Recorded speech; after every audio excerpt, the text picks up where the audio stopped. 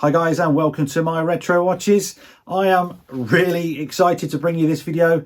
It's the longest watch project I've ever had on my bench. It goes back to 2018. I never give up on a watch. I'm too stubborn for my own good, and this one's been kicking around for 4 years waiting for parts. It is extremely rare, it is digital, and it's very, very early digital. So before I get into any more detail, let me just ask you all, certainly if you are my regular subscribers, I've started a second channel. It's called My Watch Reviews. There'll be a link down below. I really need the support, guys, so if you could please click that link, click the subscribe button, perhaps watch the video that I've put up already. The plan on that channel is to do some of the paid reviews that I'm having to do on this channel a few times. So I want to bring some of those away from this one so I can do more repairs. But equally, I want to show you some more of my collection. Obviously, I've got 200 plus watches, a lot of them vintage, most of them vintage actually. And I'd like to do some reviews of my own vintage watches for you to see, plus some modern stuff mixed in, plus some sponsored ones. So if that sounds like your nice ticket to see me in a different guise, please click down below and subscribe. I really need to get that one off the ground. If it doesn't get off the ground, then I'm gonna have to can that idea and just carry on doing things on this channel. In 2018, I had my digital watch spell. I spent the whole year collecting as many vintage digital watches as I could. Certainly early ones, so especially the ones from the 70s. Now the 70s was the birth of the LCD digital watch in particular. Seiko were doing some amazing models, of many of which I've already collected. And then equally Casio as well. They came out of the calculator world and started making their first digital watches, and that range was called the Casiotron. Now I got a Casiotron, although it wasn't a Casiotron. I'm going to hold it up here. So it does have a really nice bracelet. It's off the bracelet at the moment. This is what we're going to be working on, and this is the one you're going to see shortly when we cut to the bench. So this is Tissot, and it's quite unusual because this Tissot watch just happens to be a Casio. It's got the Casiotron movement inside. It's got exactly the same case and everything. The only thing difference is this little inlay, or the dial inlay if you like. So Casiotron had sold their technology under license to other brands. There was another brand alongside Tissot, I don't know who it was, who made exactly the same watch. But this particular one is very rare. But at the time when I bought it, I didn't know it was rare. That was the thing. I just looked at it. It looked big chunky thing on eBay.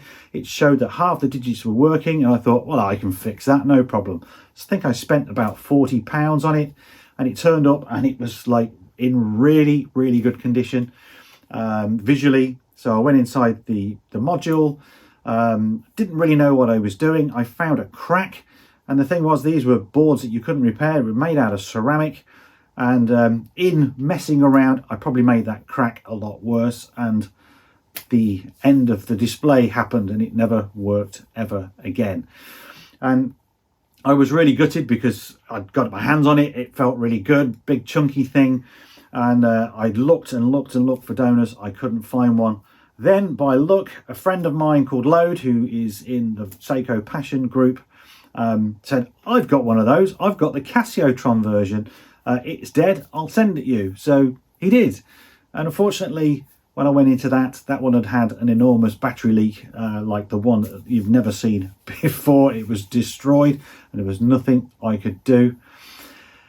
Since then, that was still in 2008, I've had eBay searches. I've looked endlessly online, on and off, looking for the donor watch that would save this good Tissot version.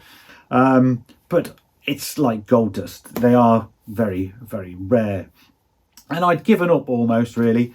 But I've got a friend called Adam Harras, and he runs the Digital Watch Library website. He's also got a Facebook group as well. I'm going to put a link down to that below. That is the best resource ever for vintage digital watches, because he's categorized every brand, or as many brands as he can, photos of the watches, a lot of instruction manuals, service manuals.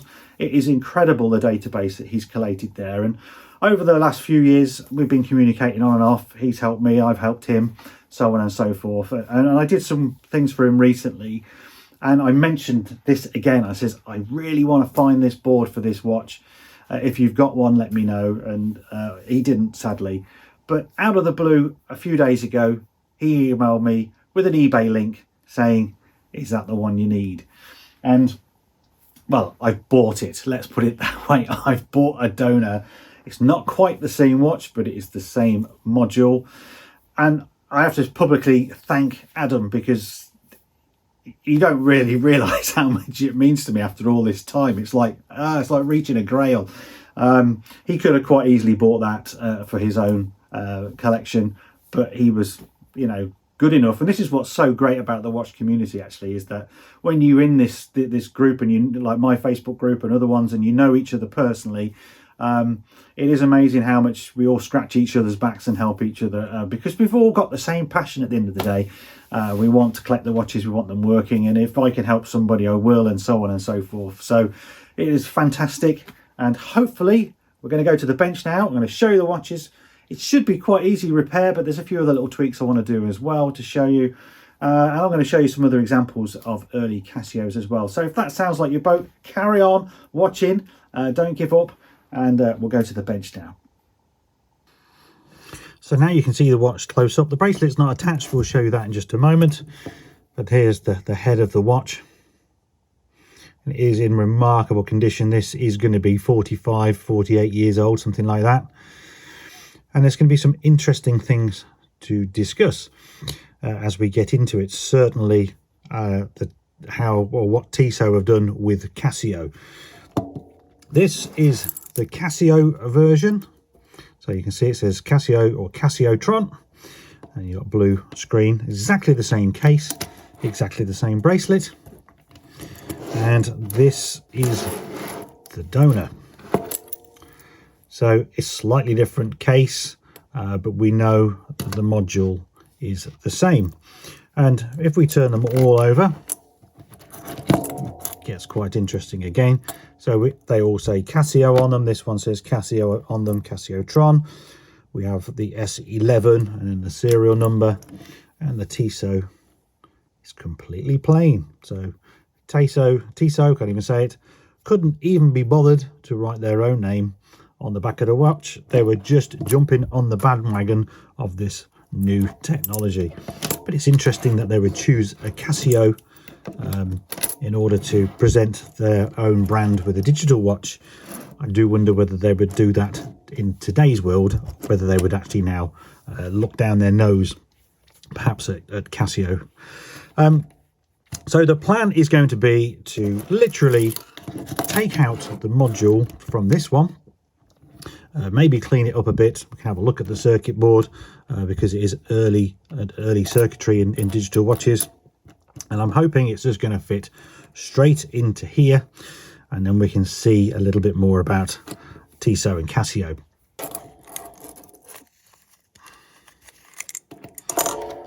So we can take this back ring off,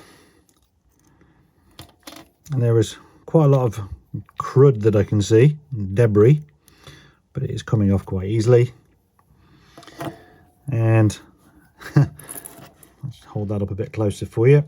That is not a battery you'd want to put in a watch. That is one of those cheap, nasty ones, alkaline batteries that will leak and they will destroy watches. So we'll need to replace that at some point with a silver oxide. So let's have a quick closer look at the back here. And this one, again, is very clean look. You wouldn't assume this from being from the 70s, would you? It says Casio on it, unadjusted. You've got the AC, no jewel, Japan. And they are very, very simple to remove. I can just see that there is a gasket there. And remarkably, actually, look at the gasket. Look how soft that still is. I almost wonder whether someone's changed that. It'll be hard to believe that is the original one from all those years. They're usually rock hard. So we can remove the gasket, and then we've just got to remove the module. And for that, I'll just get a pair of carbon fibre tweezers and see if we can get hold of it somewhere. There we go.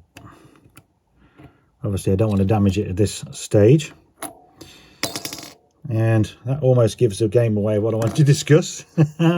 So, glass is broken, as you can see there. Here is the module. And we'll have a look at that maybe a bit closer up, because we could take it apart. At the moment I want to just try and put it in the watch, if I'm honest. But this is the defining thing. So you have this dial inlay. And when we take the Tissot apart, this is the only thing that makes a Tissot and a Casio a Casio. That is it. There is no differences at all. So I'm going to move those out the way just for a moment, and we'll go in the back of this. So this is the back of the Tissot watch, and it's... Can I get it out with a pegwood? No.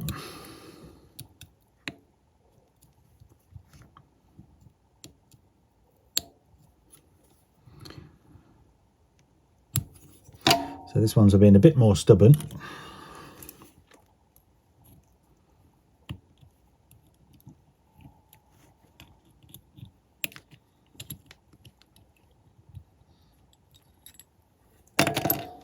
And once again, the inlay has gone flying. But that is your Tissot module, which is exactly the same.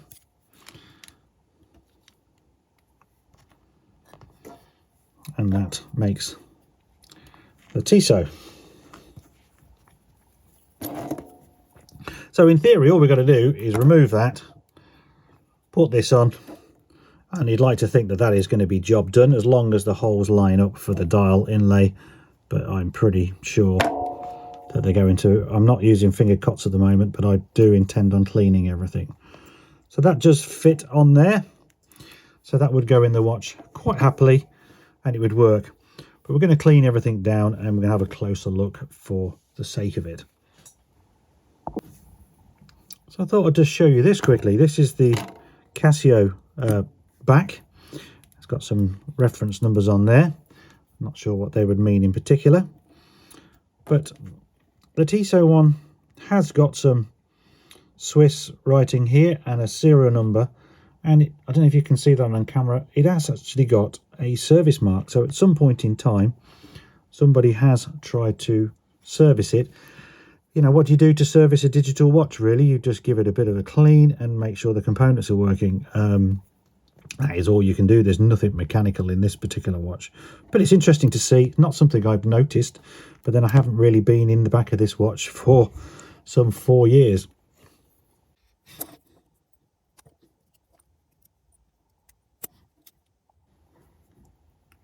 So I've just removed that screen guard, and it's mainly because where the crystal had broken on the donor, there are lots of fragments of glass and dust and debris. So I just wanted to get clear of that, get some Rodico on there and delicately pick those up. What we don't want is stray pieces of glass.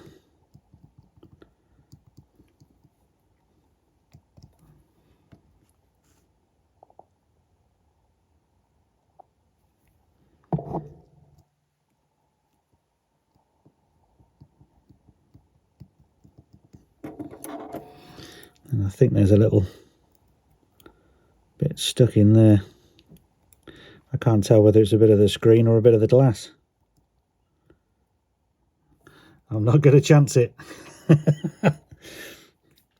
4 years is a long time to wait, isn't it? So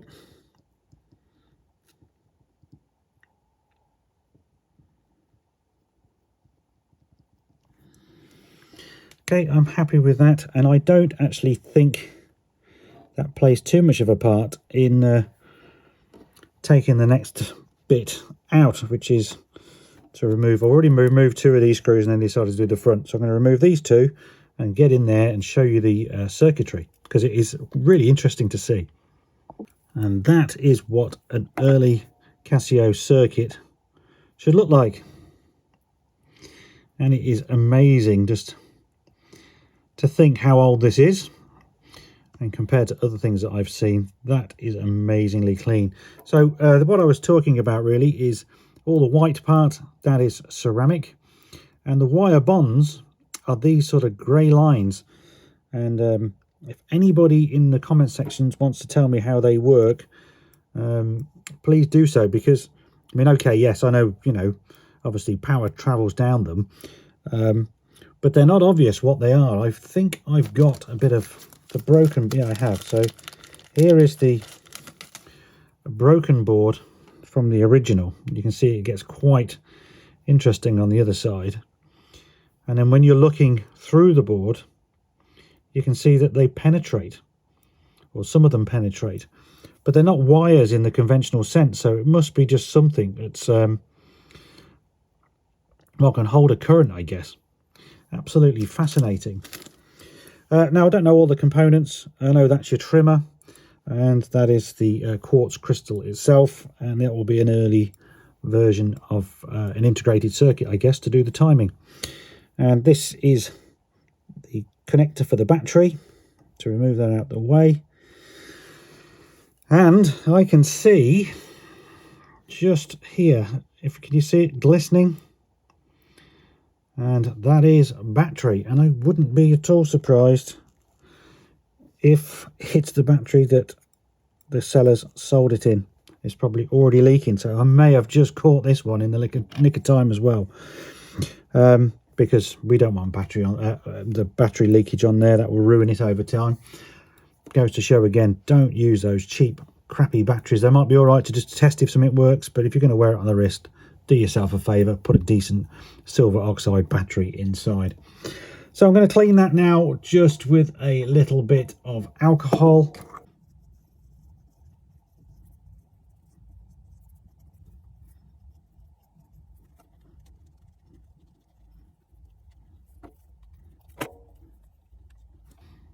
And I'll let those dry off and refit them.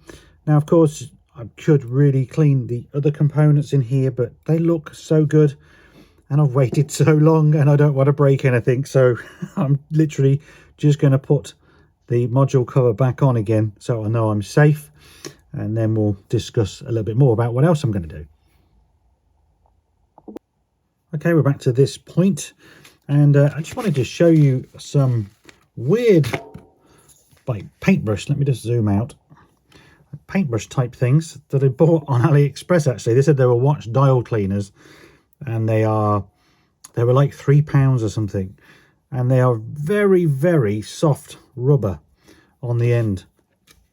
And I'm going to try it out a little bit. I'm not worried. I don't think it's going to scratch, and that actually feels very nice.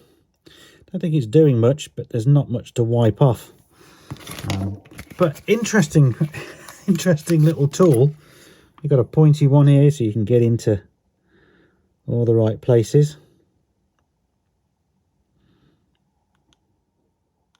So I think for wiping dust, I really shouldn't be going near this with my fingers, but yeah, for wiping dust off, I think it's going to do the job. There is a little mark here, but it doesn't seem to be lifting, so it could be a scratch.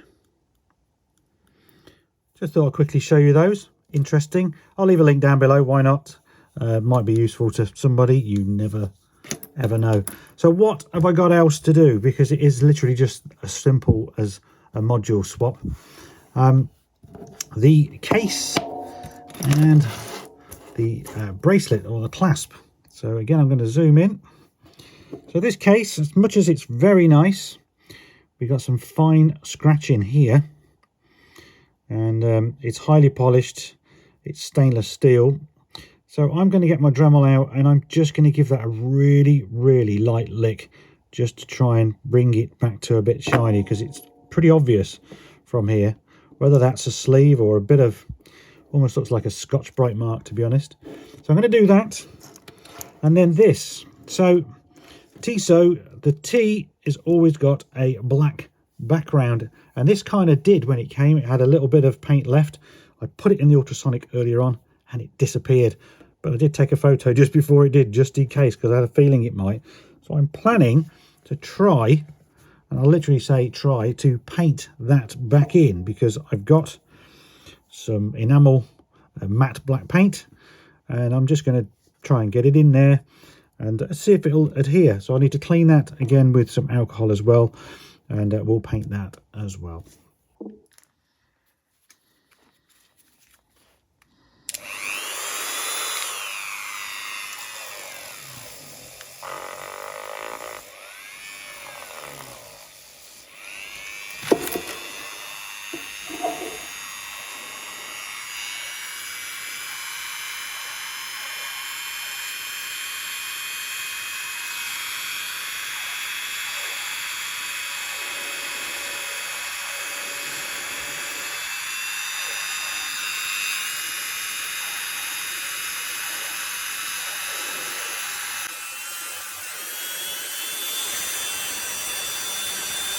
Literally no fault.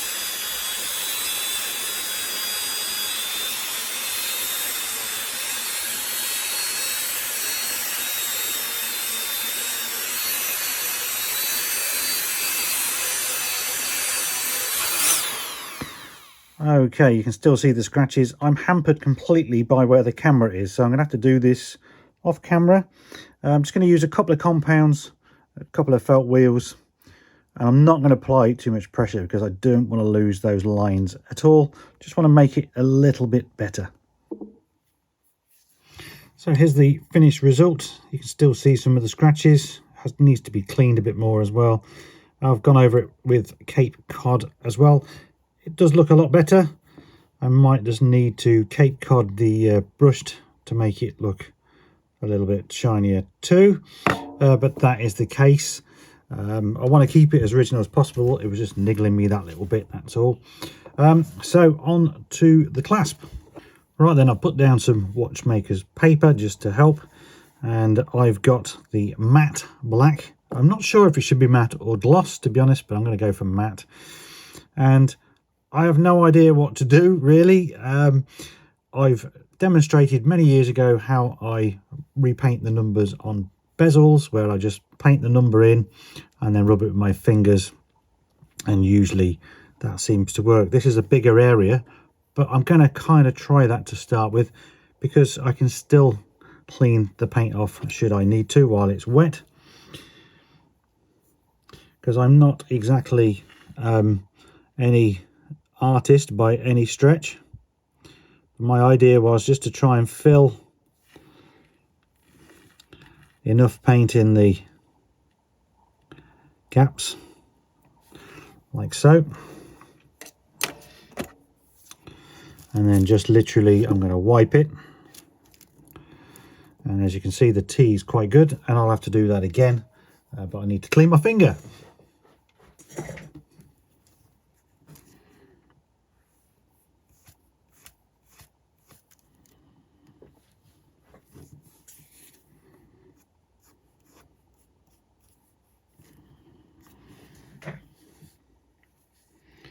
So there you go, that was very quick and very easy. There is some smudges on the clasp itself, but that'll be easy. I'll just get the alcohol back out and should be able to clean that off. And I could, to be fair, I could probably do that when it's dry. It's a bit safer to do when it's dry. But yeah, I can see that's coming off okay.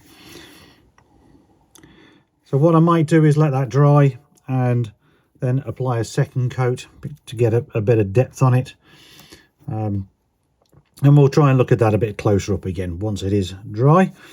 I'm not sure I can clean that bit while it's wet. Very quick, very easy. Not exactly a prize artist by any stretch. Okay, so while the paint is drying, I thought I'd show you my Casio watch collection. I won't go through everything that's on the table because it'd take too long, but I'm going to start off with a few key ones. So this is the big daddy of them all. So this is the Casio Casiotron. So this is an early one. I think this is around 1976. Cutting edge technology, of course. Premium price. So you're getting a premium product. You know, you've got this big case, big stainless steel case, beautiful bracelet, completely different to the sort of Casios that you would recognize in the 80s that feel a lot flimsier, always a lot thinner and cheaper material. So they cut corners, really cut costs, but when they started out, of course, this was a premium product. So you've got to appreciate this, I think, really. This is really cool as well because it is a world timer. It's possibly the first digital world timer, certainly was by Casio. And this is also the hardest watch to set a time. I could do an entire video, probably a tutorial for anybody that picks one of these up, because it is a minefield. First of all, obviously it's reading the time. You have like this kind of running seconds, which is these numbers that go across. They get all the way over to where Saturday is, Friday, and then go back there again. So it's like 10 seconds per increment.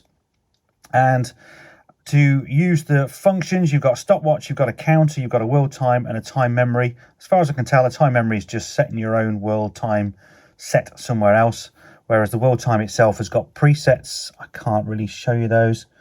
I can see New York. I can't read the other ones without my glasses on, plus there's a bit of a shadow. So yeah, you know, it had different time zones, and it's also got a chronograph. So it's got a stopwatch, which is how this is set up at the moment. There's the day, that's the date. And that is probably the chronograph actually still running, I think. Yeah, there we go. So a really, really cool watch with lots and lots of different features, and you can only have one of those running at any one time. So yeah, there we go.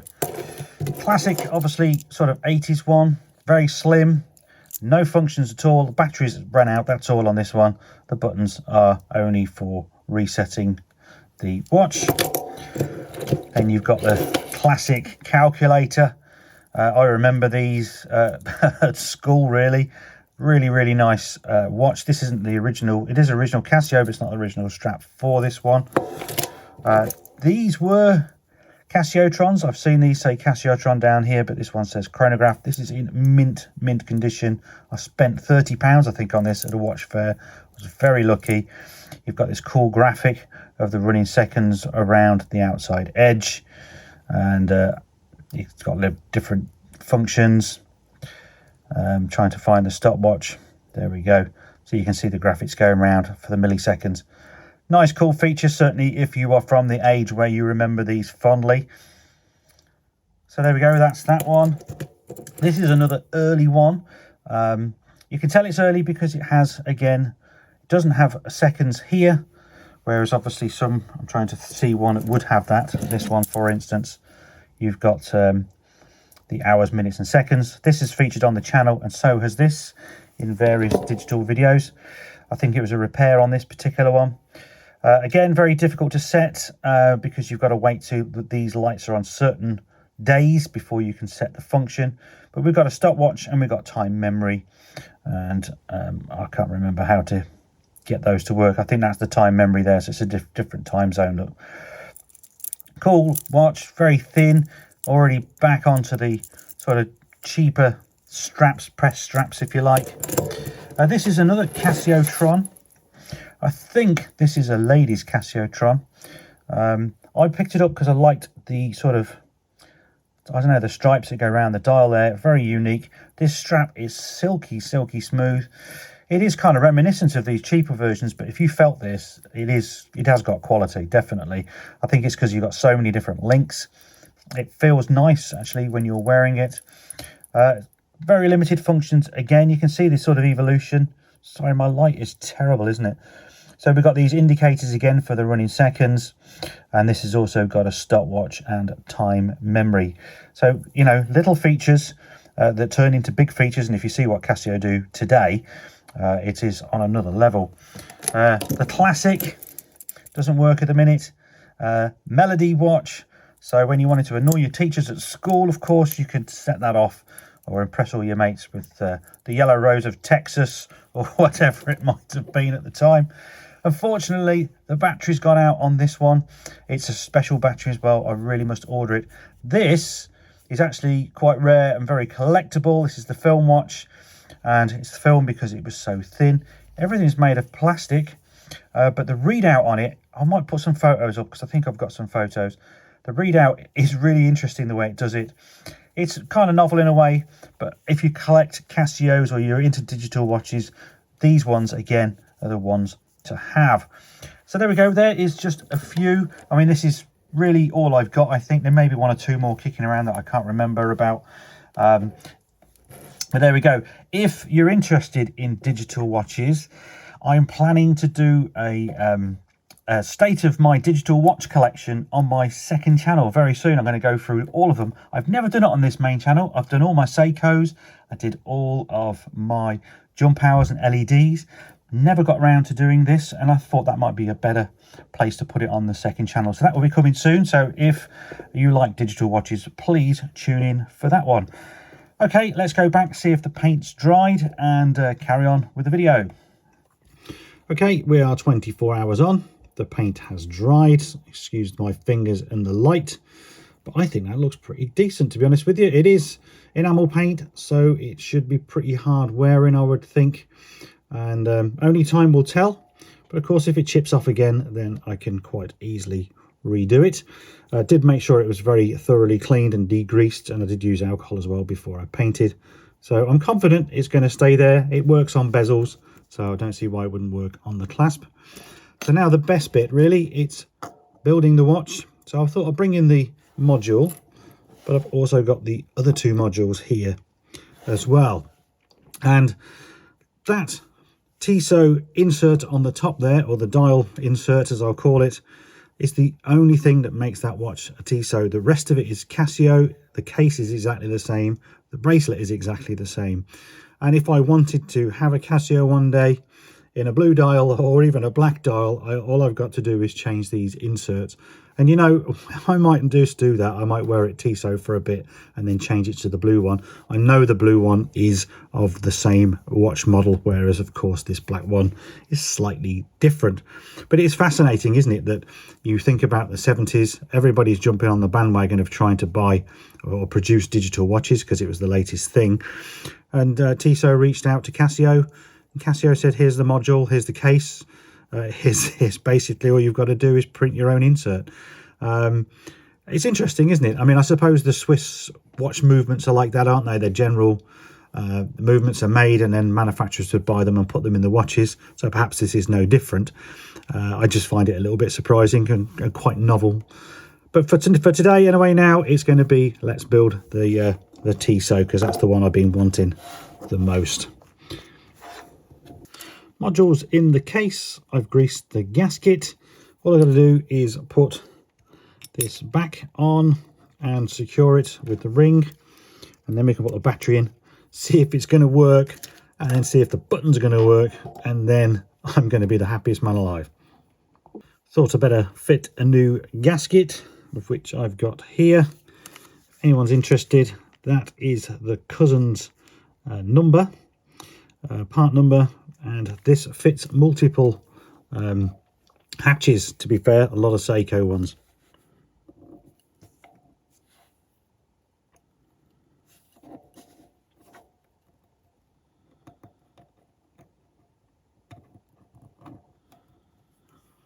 And there we go.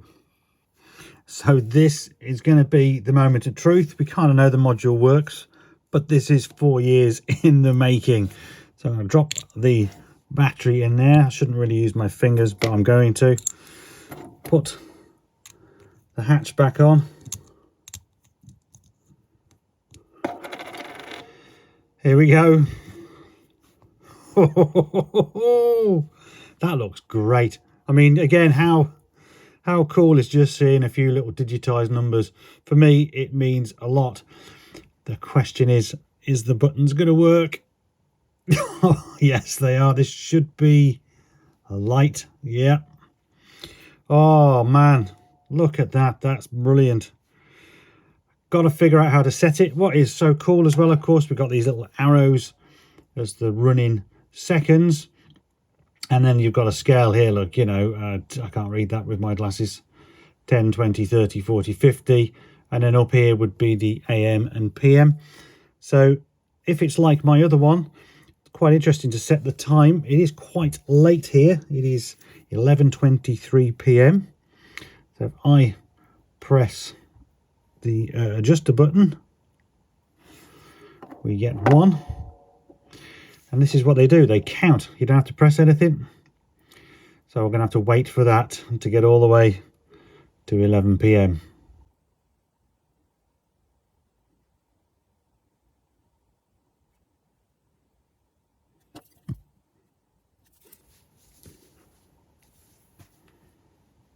That gone wrong. Anyway, I'll set it properly. The next shots you're going to see is the watch complete in the daylight, looking rather splendid, I hope. Fantastic. I'm really excited. Honestly, 4 years is a hell of a long time just to see some black digital numbers. But when you see this with the bracelet on and on the wrist, I think you'll understand why. So here it is on the wrist, and I think it looks absolutely fabulous. Now maybe that's because there's 4 years of anguish waiting for those parts, but it just goes to show, guys, never give up on your watch projects, because parts will eventually turn up. And this one is great, isn't it? It's an early example of a digital watch. It's got the kudos of being Tissot, so it's a Swiss watch. But as we know, we can take that with a pinch of salt, because it's only the printed insert that defines it as a Tissot. I think also painting the T on the clasp has come out quite well. Very pleased with the result of that, and also the slight polishing that I did on the side there. So there you go. That is the video. This is the finished watch. I'm the most happiest person ever because I've finished this project. If you want to learn more about the history of Casio, I found a great channel called Illuminating Watches. I'm going to leave a link below for that as well. That guy has put a lot of effort into telling you the story of Casio and many other digital watches as well. So please tune in for that. Lots of things are going to be in the description, so please read that. Equally, leave your comments below. I'm going to read every single one of them, and I certainly will reply to as many as I can, because I'm going to be interested to hear your thoughts. Of course, give this video a thumbs up. Please, guys, give this video a thumbs up.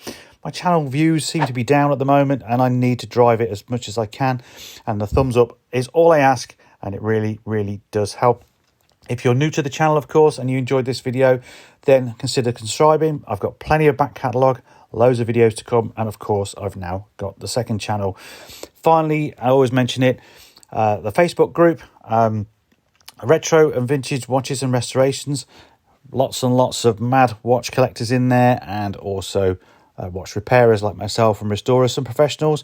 So check out that as well.